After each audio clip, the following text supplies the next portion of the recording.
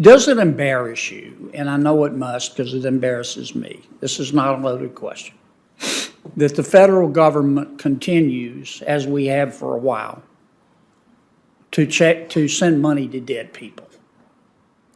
And they cash the checks. You and I have talked about this a couple of years ago, and of course, we should not. That should not be happening.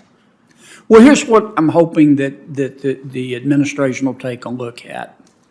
During the stimulus period, when we were trying to keep our society on its feet, we sent out checks to we sent out $1.4 billion worth of checks to dead people. And they were cashed, obviously fraud.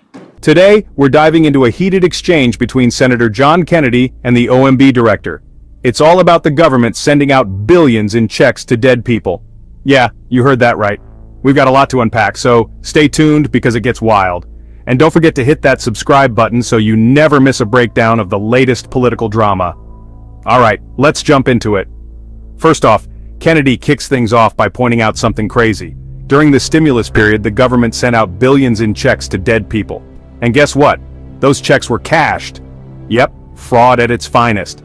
And the madness doesn't stop there. It's happening every year. I don't know about you, but that's pretty embarrassing, right? During the stimulus period, when we were trying to keep our society on its feet, we sent out checks to we sent out $1.4 billion worth of checks to dead people. And they were cashed, obviously fraud. And as best I can tell, we don't know for sure, but we send out between $1 and $2 billion of checks a year continuously to dead people.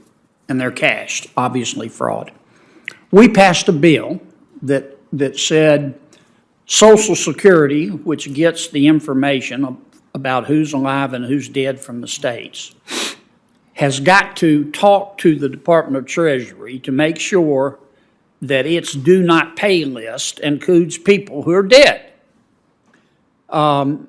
It was a shame we had to pass a bill to implement common sense, but nonetheless we did it. But in order to get the bill passed, I had to make some compromises. I can't imagine anybody would be against it. We're going to start doing that on December 23rd of this year, but it's only for 3 years. And the Government Accounting Office says we ought to make it permanent.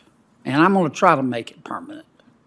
And I really wish, I'm not going to ask you today because I know you have to talk to the president, but if you could talk to the president and try to get a commitment to let's pass that. I will. One of the things that was shocking to me is Treasury in the last administration and this list from Social Security had to develop an MOU to even share this database, and you would think it would be easy to do that. So I support you. I'd also ask you to work with us. We have a fraud proposal in the budget that makes sure IGs have what they need, make sure we go after fraud in the UI system, where we saw transnational crime syndicates, frankly, take advantage of the system. So I'd love to work with you on that as well. Yeah. My last question, I noticed, I listened to one of the president's press conferences, and he said, you know, nobody, no middle income people are going to have to pay any of this $4.7 trillion worth of new taxes. Is that really accurate? I mean, isn't the administration proposing in its budget to roll back some of the provisions, many of the provisions of the 2017 Tax Cuts and Jobs Act? No, sir. So you're not arguing that we should roll them back? We are very clearly in the budget state that the president would support extending those tax cuts for those making under $400,000. Now, he does believe we should pay for those. But he's proposing to roll back tax cuts for people who are making less than $400,000, isn't he? No, sir.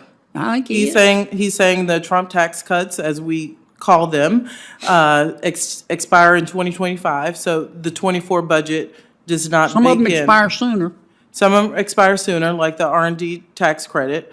And I know there are various proposals in the Senate to extend those. But on individual taxes, the president in black and white says he would support extending those. He would not support raising taxes on anyone under 400,000, but he thinks those over 400,000, ensuring that those are rolled back to pay for lower income, those under 400,000 should be on the table. So we can do that in a fiscally responsible way. I agree that's what he said. I just don't think that's what his budget does.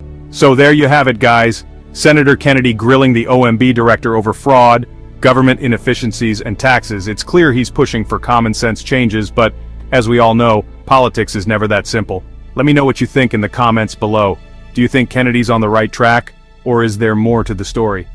Make sure you hit that like button if you found this breakdown helpful, and don't forget to subscribe to the channel for more deep dives into politics and government news. Thanks for watching, and I'll catch you in the next one.